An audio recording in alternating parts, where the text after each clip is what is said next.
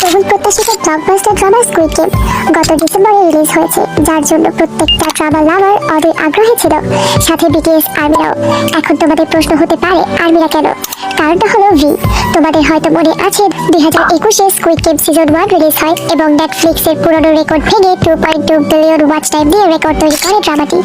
এবং যখন বিটিএস এর অ্যারে কনসার্টে ভি সেম স্কুইড গেমে গার্ডদের মতো ড্রেস পরে আর্মিদের চমকে দেয় এবং তারপর ভি স্কুইড গেমের মেইন লিড এর সাথে তার একটি ছবি পোস্ট করে, তখন আর্মিরা ধরে নেয় যে ভিকে স্কুইড গেম সিজন 2-তে অবশ্যই দেখা যাবে।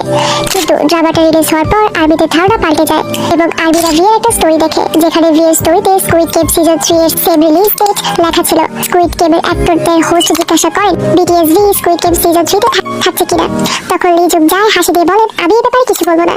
এবং বাকিদের সাথেও ভিকে দেখা গেছে। তো এখনো শিওর না যে ভি স্কুইড গেম সিজন 3-তে থাকবে কিনা। বাকিটা তো স্কুইড গেম সিজন 3 এই বছর রিলিজ হলেই বোঝা যাবে।